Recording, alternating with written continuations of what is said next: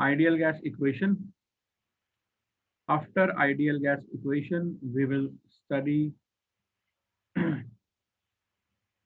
about R,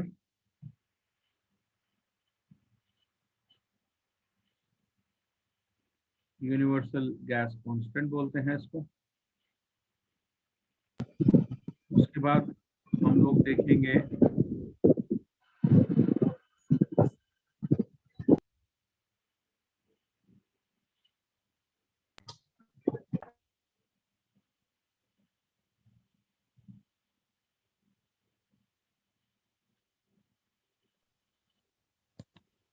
kinetic theory of gases,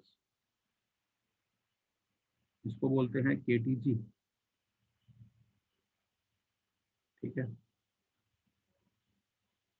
then we will C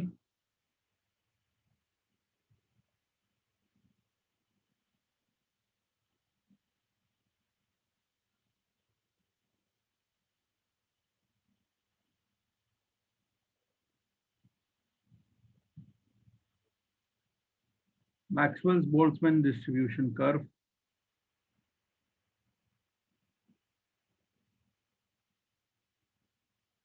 and different velocities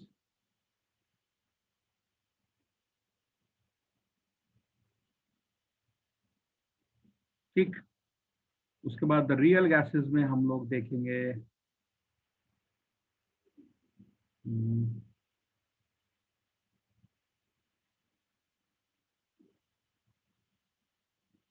सबसे पहले deviation from ideal gas behaviour,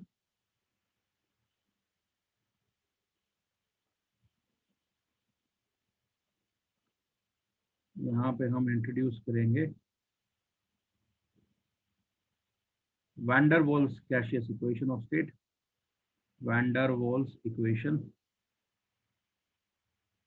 then we will study about Z, जिसको हम नाम देंगे compressibility factor.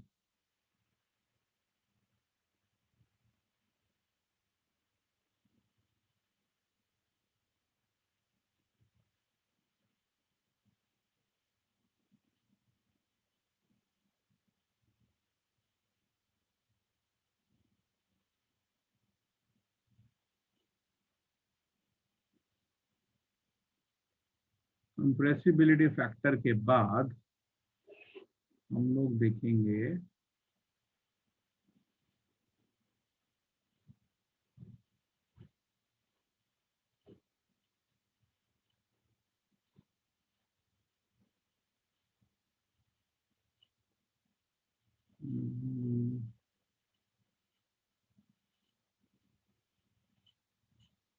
इसके बाद तो बचता नहीं है। इसके बाद क्रिटिकल फिनोमेना, क्रिटिकल फिनोमेना नहीं लिखते, इसमें लिखते हैं एंड्रयूज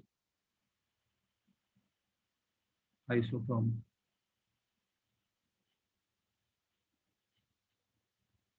और कंप्रेसिबिलिटी,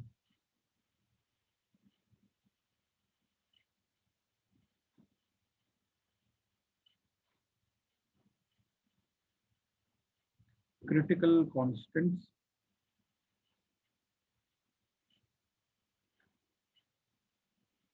उसके बाद वेरियल इक्वेशन ऑफ स्टेट।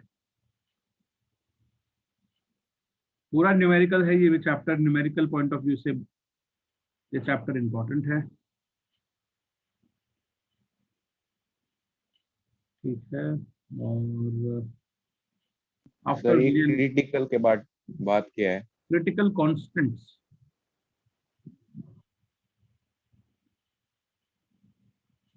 और एक एक्स्ट्रा टॉपिक है जो हम पढ़ेंगे, कोलिजन थ्योरी। अगर समय रहता है तो हम इस थ्योरी के ऊपर भी प्रकाश डालेंगे, collision theory and mean free paths. Now sir offline classes में भी ये कंटिन्यू होगा क्या? ऑफलाइन क्लासेस में भी यही कंटिन्यू होगा? हाँ। Now very important distinction between NEET and JEE aspirants. आपको किन टॉपिक्स पे फोकस करना है? देखो, जेई वालों के लिए मैंने पूरा इंडेक्स लिख दिया है, जेई वालों को सब करना है, ये कोलिजन थ्योरी भी करना है, but for NEET purpose, NEET वाले जितने भी एस्पिरेंट हैं, they don't have to do the topics, मतलब आप लोग समझ सकते हो, but this is not in your NEET syllabus. Collision theory is not in your NEET syllabus. Imperial equation of state is not in your syllabus. Maxwell's Boltzmann distribution curve and different velocities, ये आपके syllabus में नहीं है। ठीक है, ये mic बार बार गोल्डी तेरा on रह रहा है और मैं बार बार इसको बंद कर रहा हूँ। इसको आप या तो बंद कर लो या इसी जगह बैठ जाओ जहां पे शोर ना हो।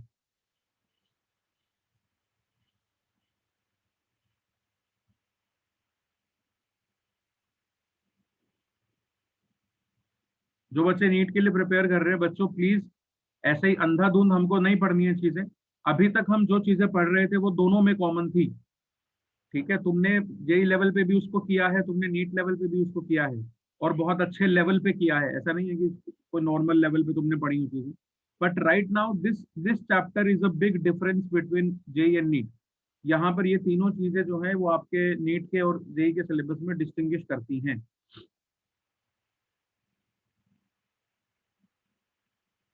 ठीक है भाई। Okay sir.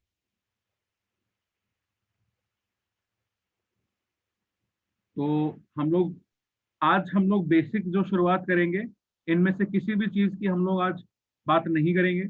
हम लोग इस चैप्टर को एक इंट्रोडक्शन, एक इसकी भूमिका जो होती है कि हम इस चैप्टर को क्यों पढ़ रहे हैं, वो सब बातें हम लोग आज के लेक्चर्स में करेंगे।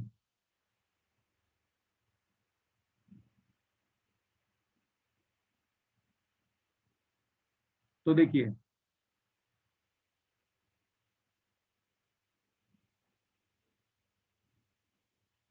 कोई भी सब्सटेंस होता है आपका, अगर कोई भी सब्सटेंस होता है, चाहे वो कुछ भी हो, I am just talking about a normal substance. जिन जो कोई भी सब्सटेंस होता है, इसके पास हमेशा दो टेंडेंसीज एग्जिस्ट करती हैं। ध्यान से देखना, इसके पास हमेशा दो टेंडेंसीज एग्जिस्ट करती हैं। म्यूचुअल अट्रैक्शन, जिसको मैं एमए के नाम से बोल देता हूं, या फिर एस्केपिंग टेंडेंसी।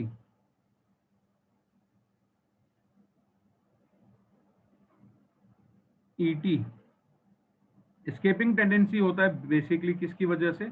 Thermal energy. ठीक है, हीट एनर्जी नहीं बोल रहा हूं मैंने वर्ड यूज किया thermal energy. Heat is not energy. ठीक है, हीट एनर्जी नहीं होती है, थर्मल एनर्जी होती है, which is due to heat. ठीक है, due to the transfer of heat जो एनर्जी रहती है, that is thermal energy. Heat is a mode of transfer of energy, heat is not itself an energy. ठीक है, आज तक हम लोग हीट को एनर्जी बोलते थे, हीट को एनर्जी बोलते थे कि नहीं? Yes sir. हीट एनर्जी नहीं होता। थर्मोडायनेमिक्स में तुमको ये समझाऊंगा भी, हीट एनर्जी नहीं होता है। सो म्यूचुअल अट्रैक्शन, जो इंटरमोलिकुलर फोर्सेस ऑफ अट्रैक्शन होती हैं, इंटरमोलिकुलर फोर्सेस ऑफ अट्रैक्शन होती हैं, ये बेसिकली म्यूचुअल अट्रैक्शन वही है, इंटरमोलिकुलर फोर्सेस ऑफ अट्रैक्शन। ठीक है, एस्केपिंग टेंडेंसी किसकी वजह से होती है? थर्मल एनर्जी की वजह से।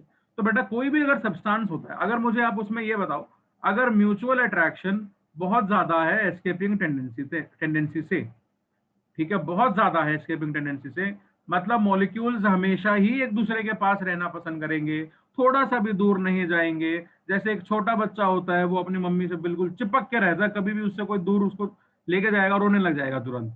ठीक है, तो कोई भी सब्सटेंस अगर इस तरह से एग्जिस्ट कर रहा है कि वो दूर जाना ही नहीं चाहता एक दूसरे से, तो ध्यान रखना, ऐसे सब्सटेंस हमेशा ही कौन सी स्टेट में पाए जाएंगे? सॉलिड स्टेट में पाए जाएंगे। बात समझ में आ गई? Yes sir. अगर Yes, sir. आपकी म्यूचुअल, अगर आपके पार्टिकल्स की, उस सब्सटेंस के जो पार्टिकल्स हैं, उनके जो म्यूचुअल अट्रैक्शन है, दैट इज स्लाइटली ग्रेटर, ये स्लाइटली ग्रेटर है, यहां पर बहुत ज्यादा थी। Mutual attraction is slightly greater than escaping tendency. ठीक है, तो बताओ सब्सटेंस कैसी स्टेट में रहना पसंद करेगा? थोड़ा सा ही ज्यादा है, कोई ज्यादा लिक्विड स्टेट। Liquid. स्टेट में रहना पसंद करेगा यार। लिक्विड स्टेट में रहना पसंद करेगा। और मुझे बताओ, अगर म्यूचुअल अट्रैक्शन बहुत ही कम हो जाए, बहुत ही कम हो जाए एस्केपिंग टेंडेंसी से, तो बोलो किस में रहना पसंद करेगा वह? gaseous state. Gaseous okay state. भाई, गैसियस स्टेट में रहना पसंद करेगा। ठीक है,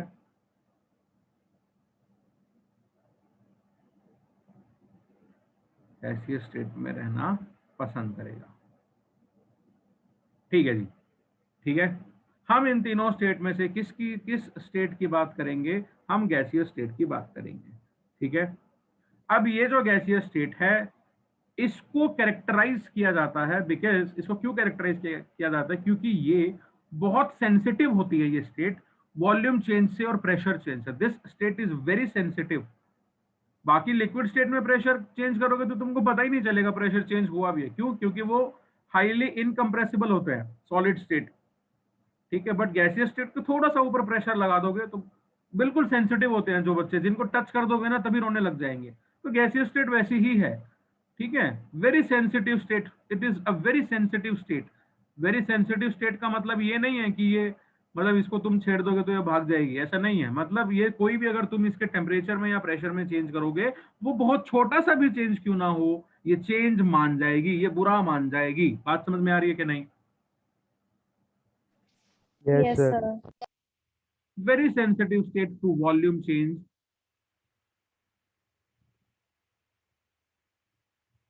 with change of pressure and temperature।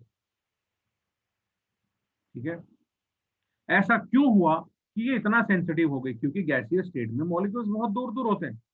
Gaseous state में मॉलिक्यूल्स बहुत दूर दूर होते हैं। ठीक है, खुद के इनका जो रेडियस होता है या डायमीटर होता है, उससे कंपैरिजन में ये लोग अपने दूसरे मॉलिक्यूल से इतना दूर होते हैं कि अगर इनमें थोड़ा सा भी चेंज लाओगे, मान लो ये अगर थोड़ा सा भी अगर आपस में एक दूसरे की तरफ चलते हैं, तो they will lead to some volume change. ठीक है, वॉल्यूम कम हो जाएगा। ठीक है, इतनी बात क्लियर है सबको? Yes, sir. Yes, sir. अगर तुमसे पूछे कि क्या तुम गैसियस स्टेट को डिफाइन कर सकते हो, तो हम लोग बोलेंगे बिल्कुल डिफाइन कर सकते हैं। तो हम बोलेंगे क्या कि gaseous state can be defined as collection of molecule far apart and continuously in motion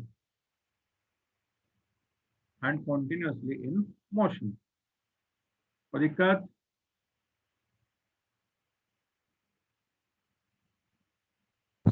No, sir. अब एक कंटेनर में गैस है, जरा ध्यान से देखिए, मैं कुछ नहीं बताऊंगा, तुम लोग खुद बताओगे। इस कंटेनर में गैस भरी हुई है, इस कंटेनर में गैस के पार्टिकल्स हैं, गैस भरी हुई है। अब मुझे बताओ, इस गैस की कौन सी प्रॉपर्टीज को तुम मेजर कर सकते हो? इस कंटेनर के अंदर गैस है और तुम इस गैस से रिलेटेड क्या क्या चीजें बता सकते हो, जरा मुझे बताओ। Sir, gas की volume. Exactly, Pressure. पहली चीज मुझे सुनने में आई कि सर गैस का वॉल्यूम बता सकते हैं। और क्या बता सकते हैं? डेंसिटी। डेंसिटी भी बता सकते हैं, बट डेंसिटी तो वॉल्यूम से ही निकल जाएगी। और एक और चीज चाहिए डेंसिटी बताने के लिए। Pressure. प्रेशर से डेंसिटी निकाल सकते हैं क्या? Sir, mass. यस, मास भी चाहिएगा, प्रेशर भी चाहिएगा। और क्या चाहिएगा? मेजरेबल प्रॉपर्टीज बताओ मुझे। एक और चीज आप मिस कर रहे हैं। टेम्परेचर। Yes, Temperature. टेम्परेचर। किस टेम्परेचर पर गैस है? मास, प्रेशर, वॉल्यूम, टेम्परेचर, ये सब चीजें हम लोग बता सकते हैं। बोलो जी, कोई दिक्कत है इस बात में? No, sir. तो ये जो चार चीजें हैं, ये चार चीजें हम बोलते हैं इनको measurable properties of gases. Measurable properties of gases. Measurable properties of gases. ठीक है, आइए मेजरेबल प्रॉपर्टीज जो जो हैं इनको देखते हैं। ठीक है, तो सबसे पहली जो मेजरेबल प्रॉपर्टीज की हम बात पीछे करेंगे करना सर। वो बात करेंगे मास की।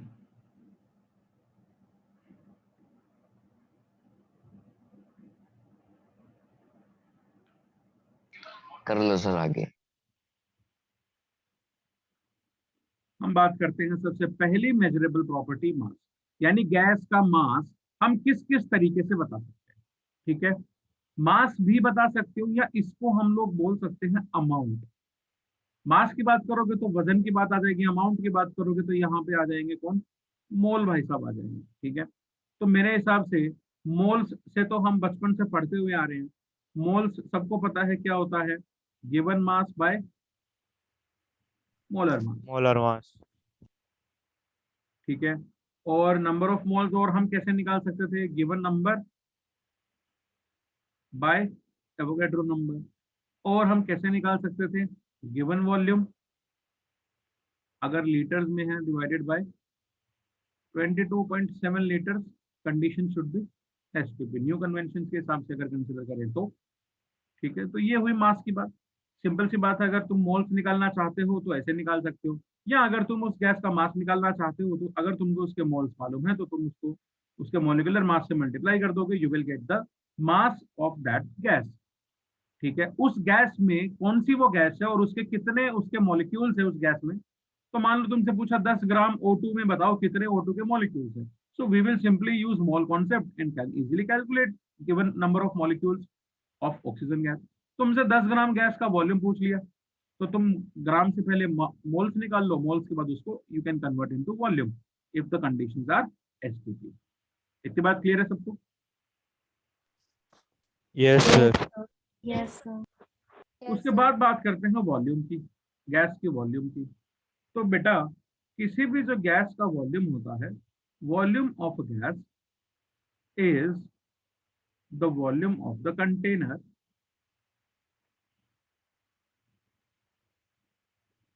in which it is present।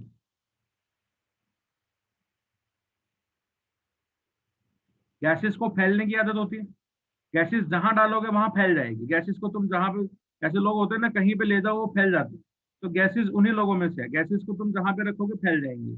कहाँ फैल जाएंगी, जितना एरिया है उनके पास फैलने के लिए। ठीक है, सॉरी जितना वॉल्यूम उनके पास है फैलने के लिए, उतने वॉल्यूम में वो लोग फैल जाएंगे पूरे। तो किसी ने बोला कि गैसेस की वॉल्यूम बताओ, भाई जितने वॉल्यूम में वो फैल रही हैं उतने ही वॉल्यूम होगी उनकी। ठीक है, तो कोई भी कंटेनर है जिसमें तुमने गैसेस को डाला है, तो जिस कंटेनर का जो वॉल्यूम रहेगा वही उस गैस का वॉल्यूम रहेगा। ठीक है, so it is the space which the gas molecules can occupy, space which the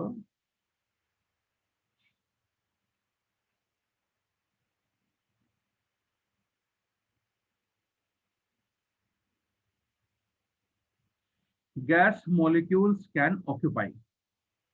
बच्चों बात क्लियर है। Yes, sir. Yes sir. Yes, sir.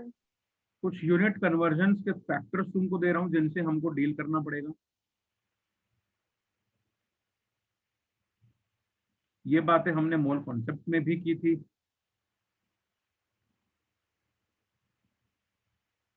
और मैं यहां पर भी दे रहा हूं फैक्टर्स कन्वर्जन के।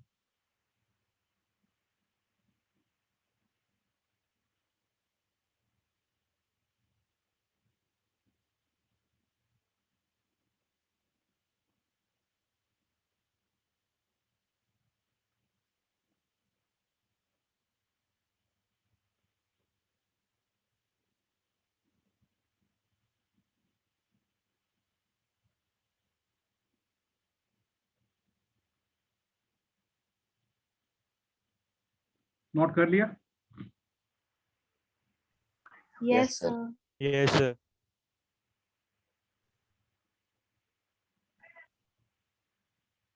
ठीक है, next we are going to talk about temperature. Heading डालो, the third property that we are going to discuss is temperature.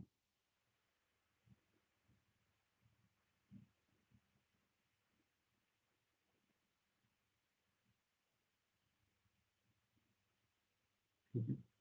What do you understand by the term temperature? Can you define temperature?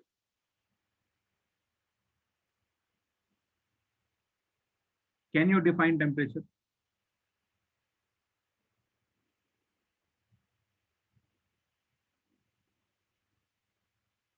What is temperature?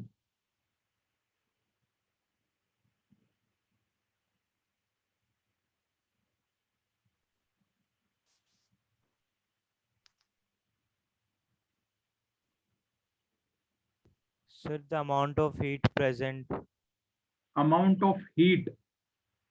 Heat को store किया ही नहीं जा सकता, और पहली बात heat energy नहीं है. टेम्परेचर होता है डिग्री ऑफ हॉटनेस और coldness of a body. It is the degree of hotness और coldness of a body. Temperature के 3 स्केल्स होते हैं.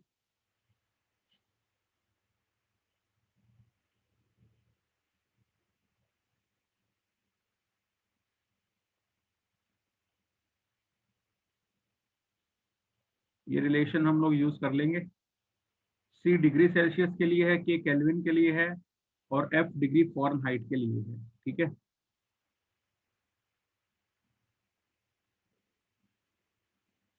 ध्यान रखना, हम जितने भी प्रॉब्लम्स इस गैसीय स्टेट के चैप्टर में करने वाले हैं, टेम्परेचर को हम हमेशा ही केल्विन स्केल में लेकर चलेंगे. टेम्परेचर हम हमेशा ही किस स्केल में बात करेंगे? टेम्परेचर की केल्विन स्केल में. तो टेम्परेचर जो डिग्री स्केल में है, उसमें अगर इतना वैल्यू ऐड कर दिया जाए, you will get temperature in Kelvin scale. ये बात तो बताने की जरूरत है ही नहीं, you already know this. Okay ji.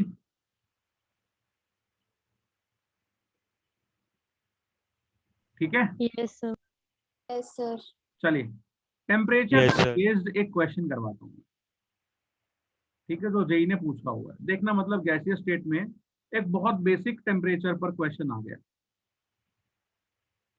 A new temperature scale T degree S. Degree S एक नया स्केल आ गया. इज डिफाइंड at which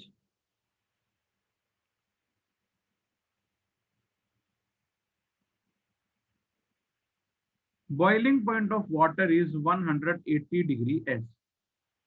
ठीक है.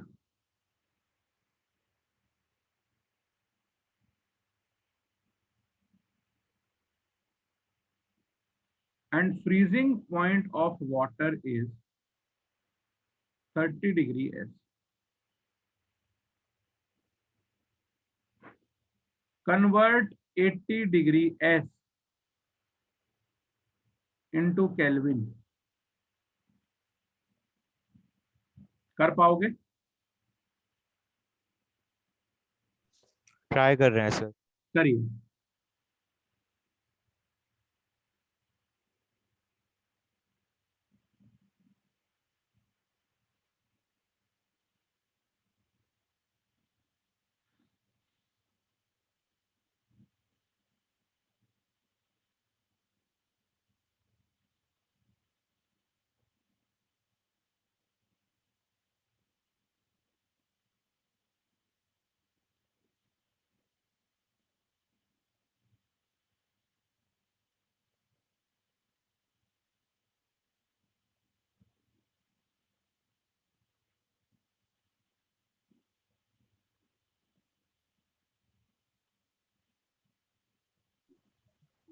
Sir, 393.15. 393 sir, 0.15. नहीं, चेक करो एक बार, आंसर गलत आ रहा है.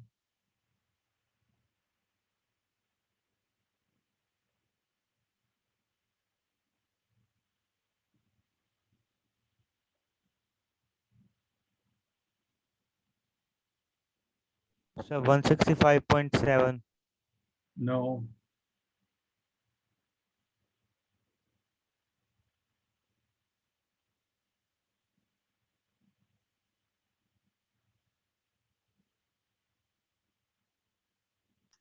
सर 165.7.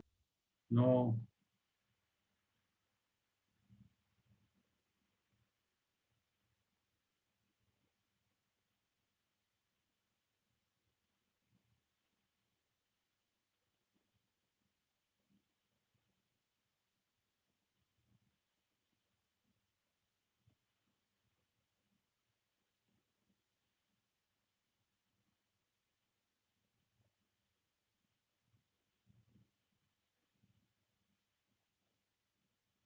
देखिए कन्वर्जन का एक फॉर्मूला बताता हूँ आप लोगों को।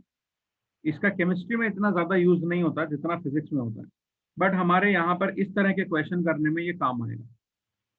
T new minus freezing point divide by boiling point minus freezing point, this should be equals to temperature in kelvin minus freezing point in Kelvin divide by boiling point in Kelvin minus freezing point in Kelvin।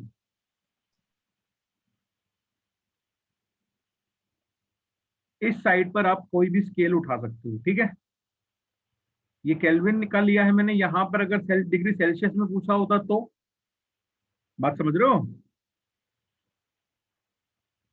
तो degree Celsius आ Yes, जाता। sir. ये वाला factor पूरा का पूरा नए unit का है। ये वाला फैक्टर वो है जिस नए यूनिट को आप हमारे ऑलरेडी एग्जिस्टिंग स्केल में लेकर आना चाहते हो, ठीक है। तो वैल्यूज पुट करो। टी न्यू, टी न्यू क्या है, तुमसे 80 डिग्री को पूछा हुआ है, तो टी न्यू में तुमसे पूछा हुआ है 80, यहाँ पर 80 को रख दो, माइनस फ्रीजिंग पॉइंट तुमको दिया है 30, डिवाइड बाय बॉइलिंग पॉइंट तुमको दिया है 180, माइनस फ्रीजिंग पॉइंट 30, बराबर होगा टेम्परेचर इन केल्विन में निकालना है, माइनस फ्रीजिंग पॉइंट केल्विन पर कितना है, फ्रीजिंग पॉइंट कितना है, 373 Kelvin. अरे पापी 373 273. केल्विन होता है क्या, 273. 0 degree 273, Yes, sir. Boiling point 373 minus 273। अब मुझे बताओ इस टी केल्विन का वैल्यू कितना आ रहा है।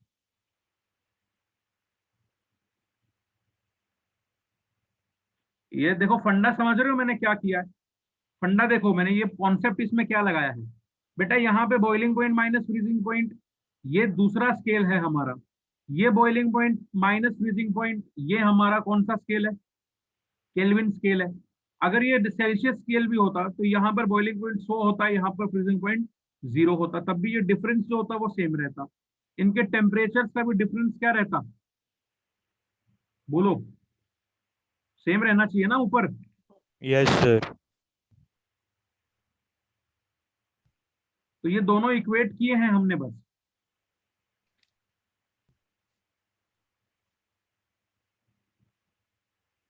बताओ मुझे अब टेम्परेचर इन केल्विन क्या आ रहा है,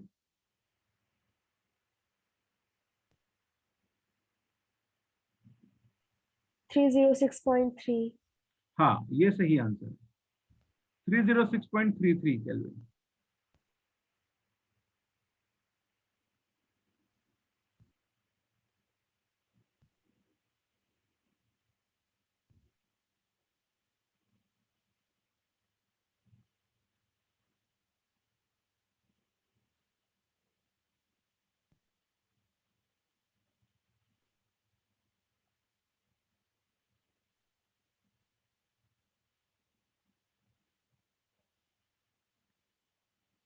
आगे चलें,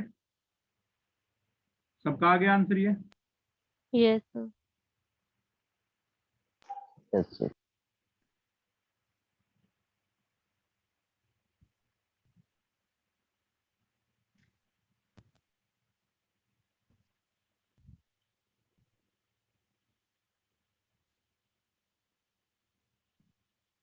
चलो अब हम लोग चलते हैं प्रेशर की तरफ। ये था टेम्परेचर, ये फोर्थ आ गया ना प्रेशर।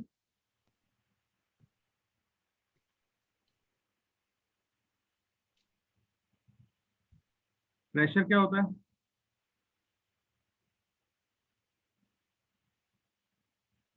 मान लो ये गैसियस कंटेनर है और इसके अंदर एक गैस तुमने डाल दी है, इसके अंदर एक गैस पड़ी हुई है,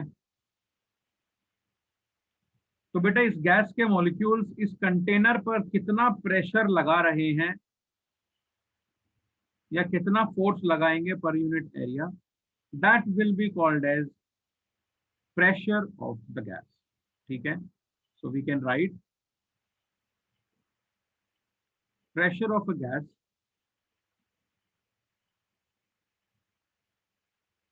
is defined as the force exerted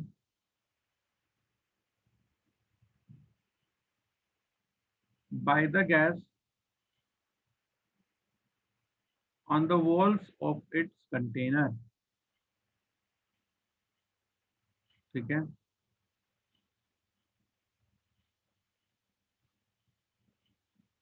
नीचे लिखना, it is generally assumed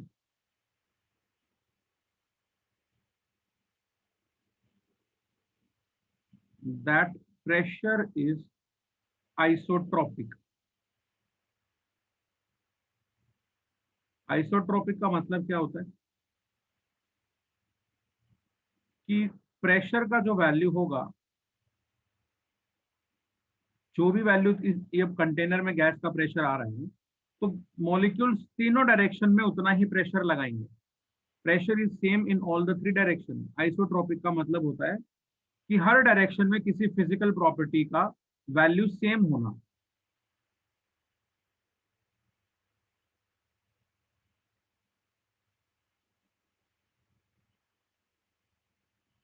isotropic का मतलब क्या बताया मैंने कि कोई भी फिजिकल प्रॉपर्टी है जिसकी वैल्यू आप किसी भी डायरेक्शन में जाइए आपको वो प्रॉपर्टी सेम ही मिलेगी। इसको समझने के लिए ऐसे समझ सकते हो कि तुम एक शादी में गए और तुमको वहां पर रिसेप्शन में इनवाइट किया गया था, तुम लोग सज धज के वहां पर शादी में पहुंचे। ठीक है, और हम लोग मतलब जनरली, इसको मैं एक मजाक के तौर पर तुम लोगों को बता रहा हूँ कि हम लोग क्या हुआ, जैसे सोच कर तो ये गए थे अरे वाह सज धज के जाएंगे और मजा आएगा शादी में, लेकिन हुआ क्या, अब जैसे ही तुम शादी में अंदर घुसे, ठीक है, अब लड़के इस उम्मीद में थे कि हम लोग अच्छे अच्छे वहां पे गर्ल्स आएंगे तैयार होके, और लड़के इस उम्मीद में गए थे कि भाई ठीक है, ठीक सब मतलब हर तरह के लड़के मिलेंगे वहां पे। तो जनरली यही होता है, जब हम लोग थोड़ी बड़ी उम्र में चले जाते हैं तो हम यही सोच के जाते हैं शादियों में। मैं तो यही सोच के जाता हूँ कि तैयार होके जाना है फुल, हालांकि ठीक है। तो हम लोग जैसे ही पहुंचे वहां पे, तो अपना ये था, योगेश था, ये फुल तैयार हो गया, सेंट वेंट मार के आया कि आज तो भाई इंप्रेस करूंगा किसी न किसी को। और जैसे ही टेंट में घुसा, इसको घुसते ही दिख गई एक बुढ़िया। तो बताओ योगेश के दिल पर क्या गुजरी होगी?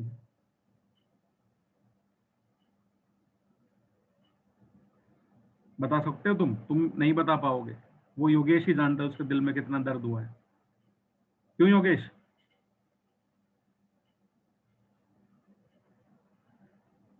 योगेश बोल दे भाई कुछ तो। Yes sir. तो अब योगेश जैसे ही अंदर घुसा, इसको याद आ गया भाई तेरा सेंटिमेंट सब बेकार, लेकिन योगेश ने उम्मीद नहीं छोड़ी। योगेश थोड़ा गोलगप्पे की स्टॉल की तरफ जाता है कि भाई वहां पर मेरे को अच्छी अच्छी लड़कियां मिलेंगी, सब गोलगप्पे खाने आती हैं। तो जैसे ही योगेश गोलगप्पे के स्टॉल पे गया, उसको फिर वहां पे एक बुढ़िया दिख गई और योगेश का फिर से मूड खराब। ओ माय गॉड, क्या हो गया जी? योगेश ने अब भी उम्मीद नहीं तोड़ी। क्यों योगेश? अभी भी योगेश को उम्मीद है।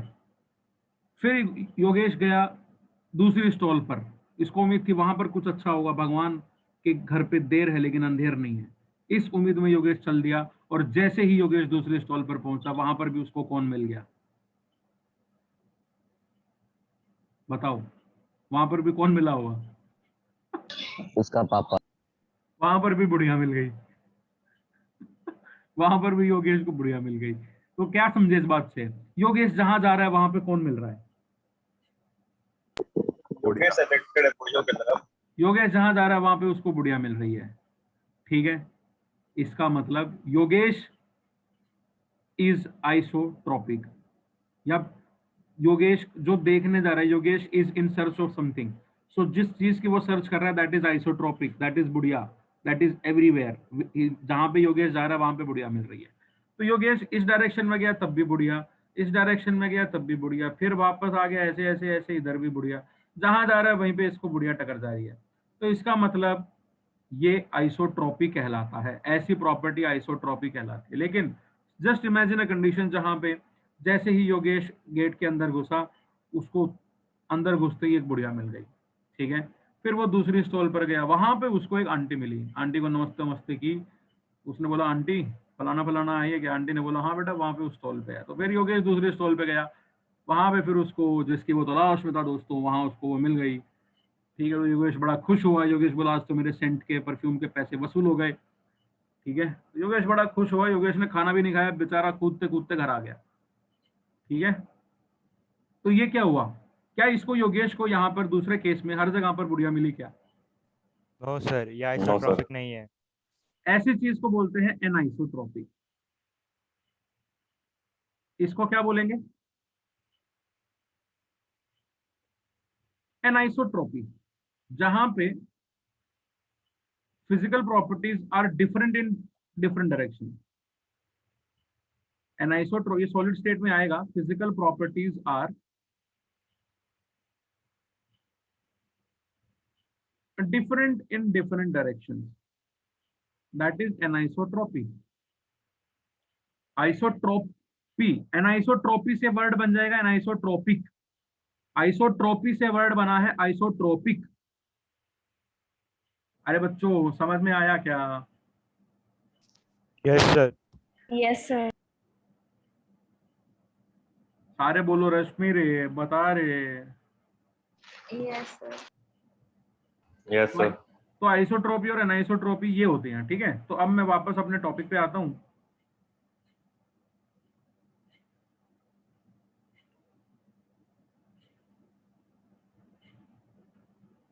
ठीक है, एनाइसोट्रोपी समझ गए हो, आइसोट्रोपी भी समझ गए हो। लिख लिया है तो भी अच्छी बात है, नहीं लिखा तो भी अच्छी बात है। तो प्रेशर को हम अज्यूम करते हैं कि ये आइसोट्रोपिक है, मतलब एक मॉलिक्यूल अगर थ्री डायमेंशन में चलेगा, एक मॉलिक्यूल अगर थ्री डायमेंशन में चलेगा, तो वो देखो अगर हम अपनी तीनों एक्सिस कंसिडर करें बच्चों, X axis, Y axis and Z axis, ठीक है। तो ये जो मॉलिक्यूल है ये स्पेस में कहीं भी जा सकता है, ये एक्स डायरेक्शन में भी जा सकता है, ये वाई डायरेक्शन में भी जा सकता है, ये जेड डायरेक्शन में भी जा सकता है। तो ये इन तीनों डायरेक्शन में ये जो प्रेशर एक्सर्ट करेगा that has to be same in all the direction. मतलब अगर इस कंटेनर में एक ये आपका एक क्यूबॉइडल क्यूब शेप्ड कंटेनर है, ठीक है। तो ये मॉलिक्यूल जितना प्रेशर सीलिंग पे लगाएगा उतना ही प्रेशर यहाँ पर लगाना चाहिए, और उतना ही प्रेशर इसको इस वाले फ्रंट वाले फेस पर लगाना चाहिए। Are you getting my point? Yes, sir. Yes sir.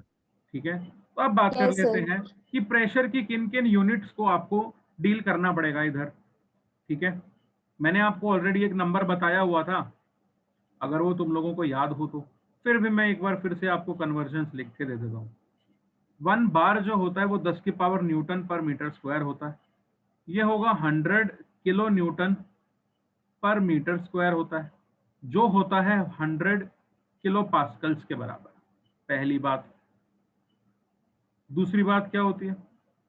1 ATM के बारे में सबको पता है, 760 mm of Hg, that is equals to 1.01325 bar, that is equals to 1.01325 into 10 की power 5 pascals, that is equals to 101.325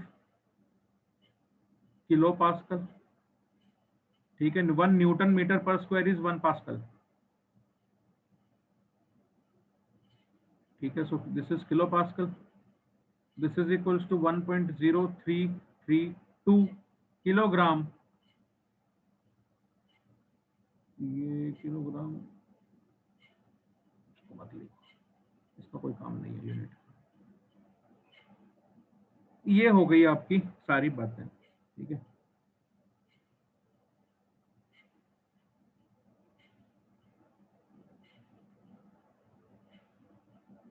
pressure के इन यूनिट से, हाँ एक और हो सकती है 760 टोर, इसको हम लिख सकते हैं 76 सेंटीमीटर ऑफ Hg।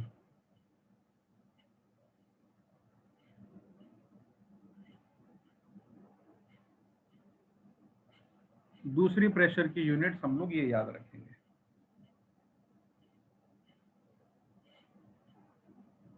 ठीक है। Yes, sir. 1 लीटर एटीएम, इसका वैल्यू होता है 101.325 जूल। ये बहुत इंपॉर्टेंट फैक्टर है, इसको याद रखेंगे। 1 लीटर एटीएम होता है 101.325 जूल। ठीक है।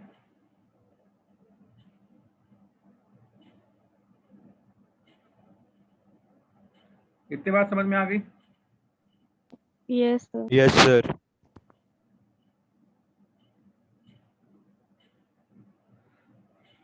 देखो, सर पीछे करना है। ले बेटा,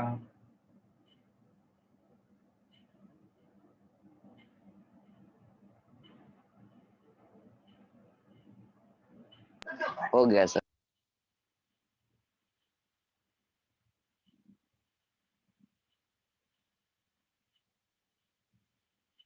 देखो हमारे पास दो सिचुएशंस है। यहां पर एटमॉस्फेयर है, यहां पर एटमॉस्फेयर नहीं है, तो यहां पर क्या होगा? वैक्यूम है। ठीक है। तो बेटा एटमॉस्फेयर कुछ ना कुछ प्रेशर एक्सर्ट करता है, एटमॉस्फेयर कुछ ना कुछ प्रेशर एक्सर्ट करता है। क्या ये बात सबको समझ में आ गई? Yes, sir. तो Yes, sir. इस एटमॉस्फेयर के रिलेशन, अब मान लो यहां पर कोई आदमी खड़ा हुआ है, तो इसके ऊपर कितना प्रेशर लग रहा है? ठीक है। The pressure relative to the atmosphere, atmosphere के रिलेटिव में जो प्रेशर निकाला जाए उस प्रेशर को हम लोग बोलते हैं गॉस प्रेशर। क्या बोलेंगे?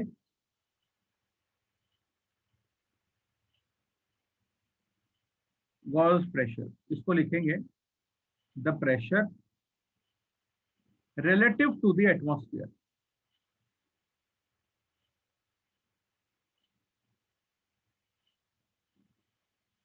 ठीक है, is called as gauge pressure. Atmosphere के रिलेटिव में वो कितना है pressure, that is called as gauge pressure.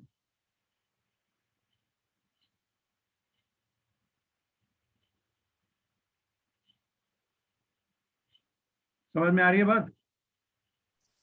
Yes, sir. अब वैक्यूम में कितना प्रेशर लग रहा होगा? वैक्यूम में तो कोई एटमॉस्फेयर है ही नहीं, तो वैक्यूम में तो कुछ प्रेशर लगेगा भी नहीं। तो इस आदमी का जो भी प्रेशर होगा that will B absolute pressure. हाँ या ना? Yes. Yes, sir. क्योंकि यहां पर तो एटमॉस्फेयर प्रेशर लगा रहा था, यहाँ पे तो प्रेशर लगाने वाला कोई है ही नहीं। बोलो। तो इसका जो भी प्रेशर निकलेगा that will be exact and absolute pressure. तो यहां पे हम बोलेंगे the pressure relative to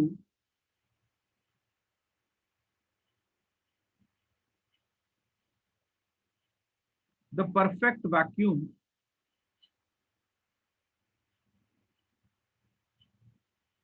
is called as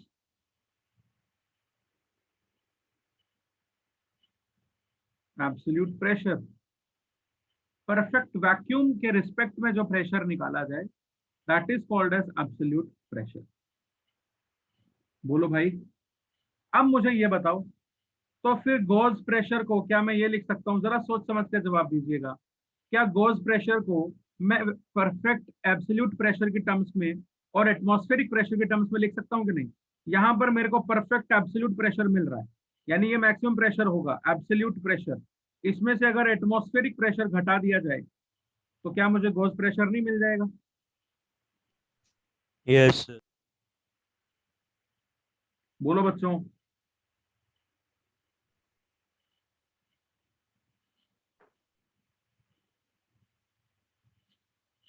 अरे समझ में आई बात कि नहीं आई? Yes, sir. Yes, sir. Yes, sir. यहाँ पे एटमॉस्फेयर का थोड़ा घट गया था, एटमॉस्फेयर का, क्योंकि एटमॉस्फेयर में प्रेशर लगा रहा है, तो यहाँ पे एटमॉस्फेयर के रिलेटिव में थोड़ा सा प्रेशर घट जाएगा। बट यहाँ पे एब्सोल्यूट मैक्सिमम प्रेशर अपने को मिलेगा इस ऑब्जेक्ट का। तो उसमें से अगर मैं एटमॉस्फेयर का माइनस कर दूं टोटल में से, तो मेरे को गॉज प्रेशर मिल जाएगा। तो ये रिलेशन हम लोग याद रखेंगे। दूसरा ये है कि हम लोगों को कहीं पर भी अगर प्रेशर मेजर करना होगा, हम लोगों को अगर कहीं पर भी प्रेशर मेजर करना है, तो हम दो इंस्ट्रूमेंट यूज करते हैं। ठीक है, हम लोग दो इंस्ट्रूमेंट मेजरली यूज करते हैं, बैरोमीटर और मैनोमीटर। हम लोग ये दो इंस्ट्रूमेंट यूज करते हैं, बैरोमीटर और मैनोमीटर। तो नेक्स्ट क्लास में हम लोग बात करेंगे मेजरमेंट ऑफ प्रेशर की। काफी इंपॉर्टेंट टॉपिक है, क्वेश्चंस आते हैं।